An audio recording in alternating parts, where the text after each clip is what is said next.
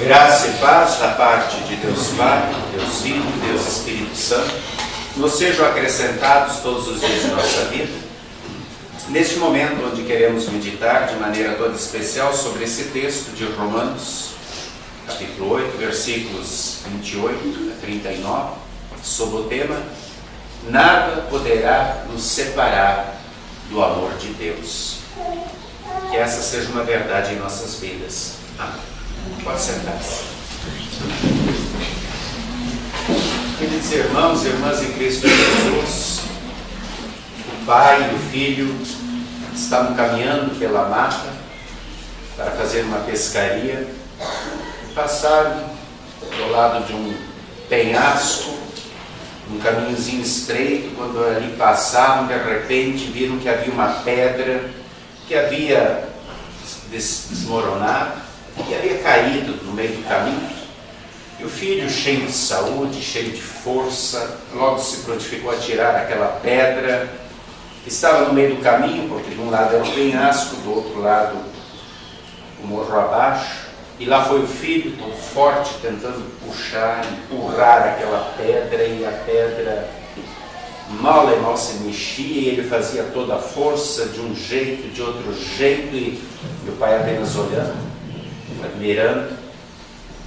E o filho, depois de várias tentativas, cansado, disse: pai, não vai dar, não estou conseguindo, já tentei tudo. E o pai pergunta: tentou tudo mesmo? Tentei tudo, o senhor não viu? Você ainda não tentou tudo, você ainda não pediu a minha ajuda. E aí os dois juntos tiraram a pedra.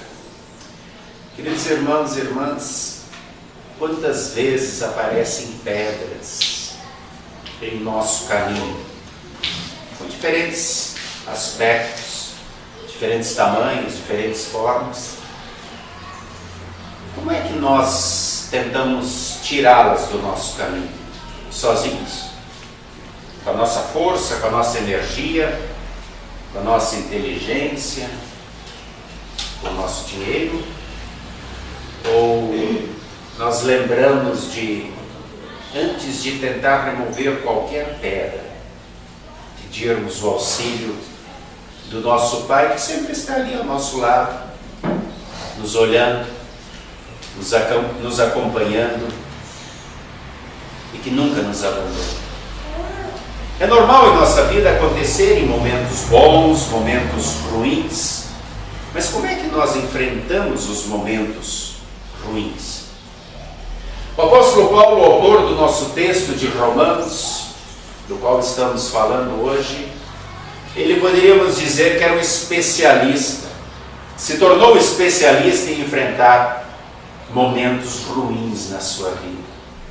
Depois que ele se tornou cristão, a vida para ele se tornou de maneira particular muito difícil. Era perseguido pelos seus compatriotas, pelos seus patrícios, pelos judeus, e principalmente pelos fariseus, seita da qual ele havia feito parte. E do outro lado também não era muito bem visto pelos soldados romanos. Sofreu naufrágios, sofreu chicotadas, sofreu várias perseguições, e em momento nenhum ele estava desanimado. Mesmo quando foi apedrejado e dado como morto, ele levanta o outro dia e continua ensinando, continua pregando, falando de Jesus, porque a sua força estava em Jesus. Em Jesus ele tinha força para superar todos os problemas, sabia que Deus ajudaria a tirar todas as pedras do caminho. E em Jesus ele tinha forças para confortar, para consolar, para amparar as outras pessoas que muitas vezes estão muito melhor do que ele. Porque mesmo na prisão, quando ele está passando fome, sede, frio, sendo castigado, passando todas as necessidades que poderíamos supor, de lá ele escreve para seus discípulos, para a igreja de Filipenses, no capítulo 4, 13, ele diz: tudo posso naquele que me fortalece. Eu sei estar bem em toda situação. Eu já tive abundância de bens, hoje eu tenho escassez. E ele escreve mais, ele diz: eu sei que é bom viver, eu gosto de viver. Tem muito o que fazer nessa vida, mas para mim morrer é lucro. Sim, ele sabia que Deus estava com ele, e esse era o maior tesouro que ele havia encontrado. Aliás, o tesouro o havia encontrado. E ele aprendera que Deus, na nossa vida, reverte todas as situações adversas. E é por isso que no texto de hoje, com muita propriedade, ele começa no versículo 28 e depois termina no versículo 39, dizendo: ninguém, nada nos separará do amor de Deus em Cristo Jesus. Nada pode nos separar desse amor, dessa união que nós temos quando conhecemos de fato Deus e quando sabemos que Ele mora dentro de nós. E olha que o diabo não deixava Paulo sossegado, não. Como ele devia, além das perseguições dos judeus, dos fariseus, dos romanos, como ele devia sofrer com a sua consciência. Porque antes ele fora perseguidor de cristãos. E em determinado momento, numa das cartas, ele diz: eu botei muito cristão em cadeias, eu persegui, eu assolei a igreja de Cristo. E ele estava presente no momento da morte do primeiro mártir, Estevão. Ele precisava diariamente, além das lutas externas, lutar contra a sua consciência, porque Satanás é mestre em cutucar os nossos pontos fracos. Lembra de Davi? Davi tinha cometido adultério com Batseba. E o que ele diz num dos seus salmos? Enquanto eu não fui confrontado com a verdade, com o meu pecado. Em outras palavras, enquanto Natã, o profeta, não contou aquela historinha da ovelha para eu cair em mim mesmo e reconhecer meu pecado, o meu pecado que eu escondia de todos, me esmagava os ossos e eu não conseguia nem dormir. Satanás é assim, ele fica cutucando, ele tenta nos machucar, nos levar ao desespero. Pense uma vez em Sansão, o quanto esse homem deve ter sofrido depois de ter sido enganado por Dalila, pela qual ele estava apaixonado, pela qual foi seduzido, e agora com a cabeça raspada, com os olhos furados, tendo que mexer aquele moinho no cárcere. Teve muito tempo para remoer a sua consciência pelo erro, pela besteira cometida. Pense uma vez em Pedro, depois que ouviu aquele cântico, aquele cantar do galo, foi para casa chorando, desesperado. Com certeza Satanás ficou o tempo todo fazendo com que o eco do canto do galo e o eco das palavras ditas por Jesus antes, quando ele disse: todos podem te abandonar, mas eu não. E Jesus: Pedro, hoje antes do galo cantar, tu vai me negar 3 vezes. Satanás devia estar o tempo todo falando: viu? Está vendo? Está vendo? Devia estar o tempo todo cutucando Pedro, relembrando o seu pecado, o seu remorso. E Jacó, já pensou em Jacó? Jacó, que havia enganado seu irmão Esaú 2 vezes, por causa do prato de lentilhas, por causa da bênção, e no final, quando seu pai, o velho pai cego, chama os filhos para abençoar, ele engana o pai. Ele se faz passar pelo seu irmão, que era peludo, ele põe até uma pele de carneiro ali para enganar o pai, para receber a bênção do irmão. E tem que fugir, e vai na casa do irmão da sua mãe, do Labão, do seu tio, e fica lá 20 anos. Casa, constitui família, bens, mas lá a coisa não dá muito certo, tem problemas, porque os seus bens crescem, E o olho grande do seu tio, dos seus primos, também começa a ter problemas, ele tem que fugir de lá e ele foge escondido. É um homem cheio de fugas. E lá quando ele está voltando, de repente ele começa a pensar, não tem um ditado que diz que a vingança é um prato que se come frio? Pois passaram-se 20 anos e agora eu vou me encontrar com meu irmão Esaú. Como é que vai ser? O que ele preparou para mim? E lá quando ele passa um riachinho chamado Val de Jaboque, Jaboque significa luta, ele está com aquela consciência tribulada, ele está lutando e com certeza Satanás está lembrando ele de todos os seus erros, de todos os seus enganos, de todas as suas artimanhas, e ele passa os seus rebanhos, passa suas esposas, seus 11 filhos, e ele fica ali remoendo e pensando como é que vai ser aquele encontro com o irmão, o que será dele, todos os seus conflitos, e de repente vê um homem vindo na sua direção, e esse homem parte para a briga, e ele não sabe o que fazer, e ele começa a brigar e lutar com aquele homem, e luta a noite inteira, e se enrola, e no final o homem diz, agora eu vou embora, ele diz, agora não vai, tu vai me abençoar primeiro. Em outras palavras, tu vai reconhecer que eu sou vencedor, que eu sou melhor que você, que eu sou mais forte que você, e tu vai dizer que Deus é que está comigo, tu vai me dar a bênção de Deus. E aí o homem se revela e diz, eu sou Deus. Você a noite inteira esteve lutando comigo. Esses teus conflitos, esses teus problemas, também são meus problemas. Eu sempre estive contigo. Por que não pede para eu te ajudar a tirar essa pedra do caminho, Jacó? E aí ele diz, Senhor, me abençoa. E ele passa a chamar aquele lugar de Peniel, eu vi Deus face a face. Deus diz, eu vou te abençoar, eu te abençoo, eu sou teu pai, sempre estive contigo. Mas eu vou te dar uma lembrancinha, para não esquecer que tu sozinho não consegue remover a pedra. Ele toca. Aquele homem que lutou a noite inteira com ele, apenas toca no quadril, desconjunta ele. A vida inteira agora ele vai ser manco, para lembrar que a pedra a gente não consegue remover sozinho.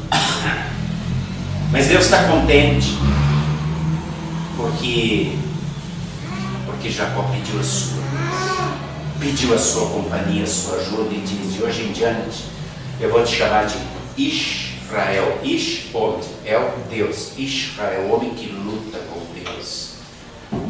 Que luta com Deus ao seu lado. Pode mandar Satanás calar a boca. Eu estou ao teu lado, não precisa ter medo do teu irmão que vem aí com 400 homens. Vocês agora vão fazer as pazes. Tu está pronto para uma nova vida. Queridos irmãos e irmãs, Deus nos abençoa apesar de nossas vidas e não por causa delas. Deus nos ama apesar de nossas vidas e não por causa delas. Muitas vezes nós interpretamos os problemas como sendo o abandono de Deus, mas não. Muitas vezes os problemas servem para nos aproximar de Deus. Satanás é mestre em nos confundir, em nos cutucar. Nos nossos problemas pessoais, esses grandes homens dos quais eu falei, imagine aquele marido infiel que chega em casa, encontra um bilhetinho da esposa dizendo, cansei. Toda vez você de novo com uma amante diferente, levei as crianças, não quero mais te ver. Que remorso, que culpa. Imagine aquela moça que descobre que está grávida e agora vai enfrentar o dedo acusador dos seus familiares, dos amigos. E interessante que as pessoas sempre acham que têm esse direito de apontar o erro dos outros.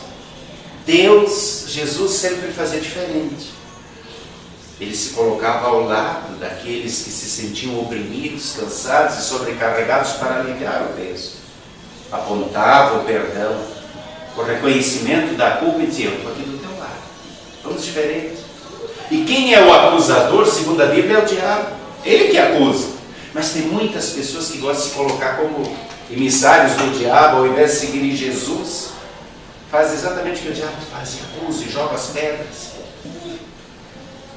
Imagine um empresário falido, que de repente, por uma má negociação, quebra a firma, e agora tem que dar explicação para os seus empregados, os quais ele sempre cobrou presteza, amor pela firma, pelo serviço. Como será acusado?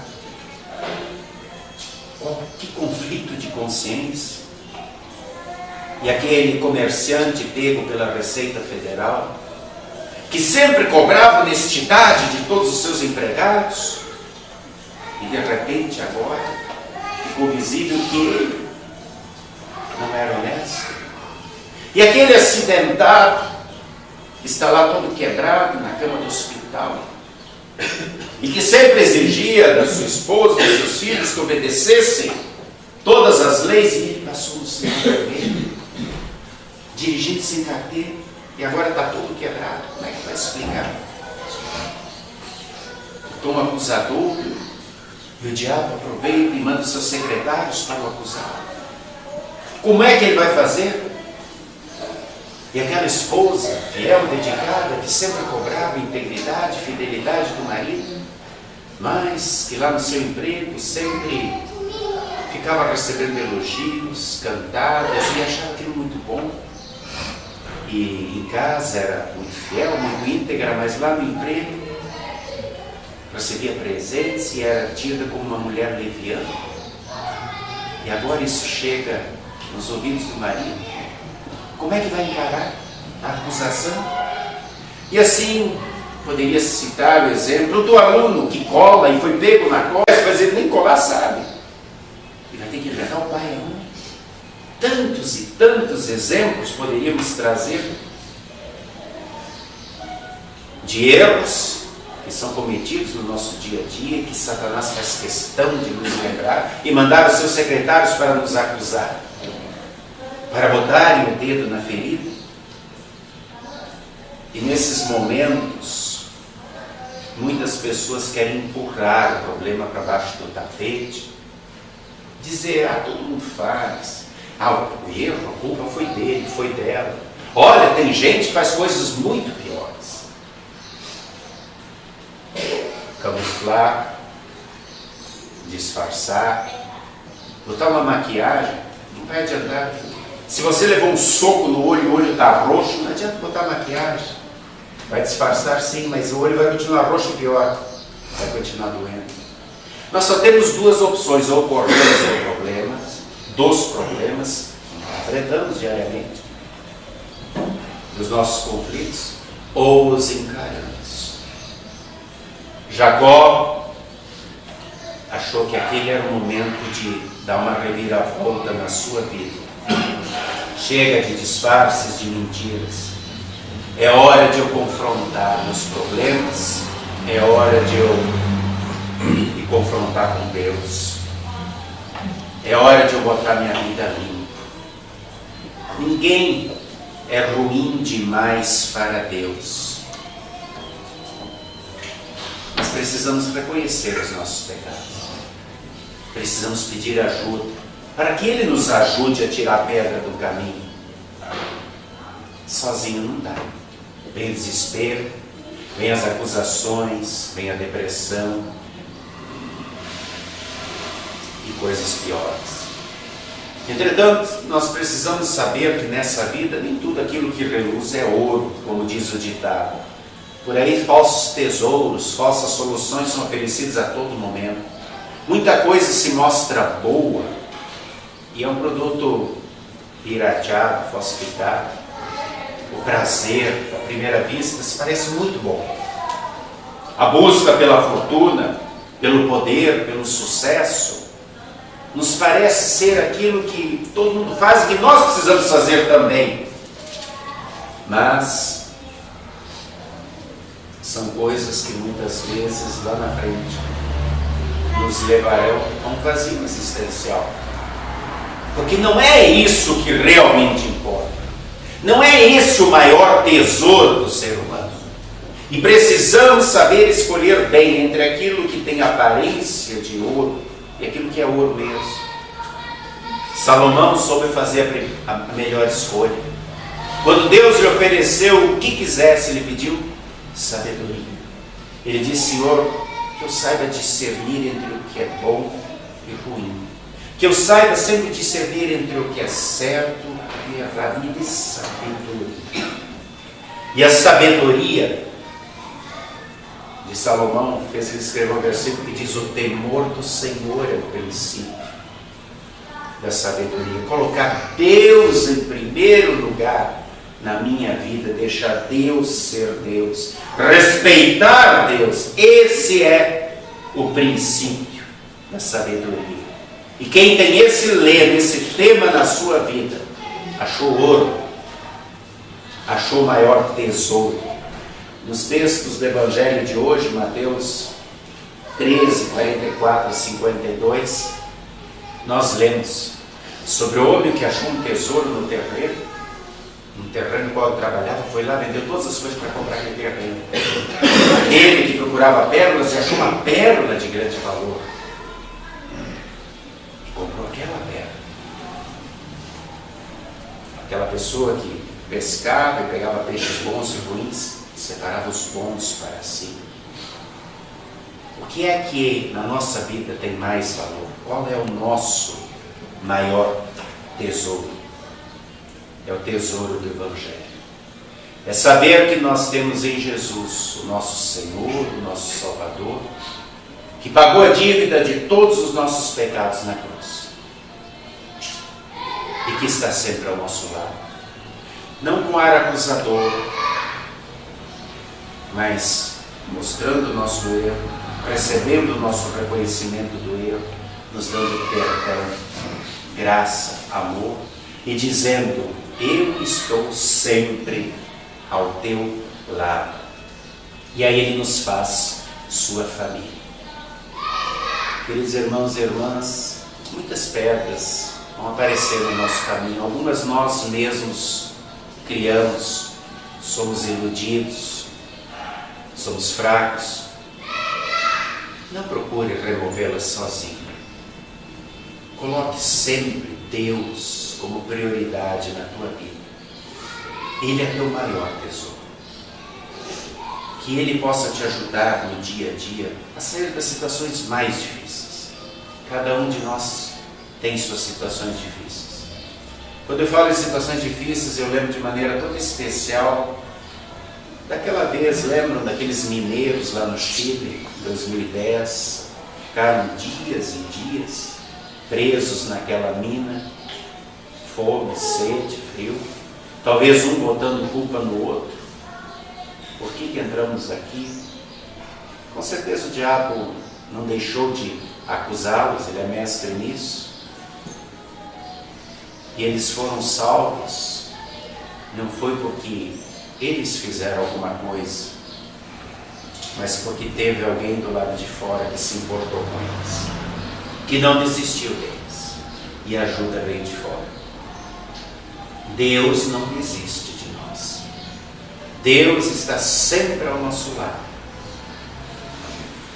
E quando nós reconhecemos isso, quando nós temos os ouvidos abertos, os olhos abertos, o coração aberto, para colocar Deus como nosso maior tesouro, nossa prioridade, não há pedra grande demais no nosso caminho. E então nós também podemos dizer com toda certeza, com Paulo: nem profundidade, nem altura, nem potestade, nem um demônio, nem qualquer criatura pode me separar desse amor, porque este é o meu maior tesouro. Que assim seja na minha vida e na tua vida, para todo sempre. Amém. E a paz de Deus, que excede o entendimento humano, guarde nossos corações e mentes em Cristo Jesus, até o dia que nos chamar para a glória. Amém.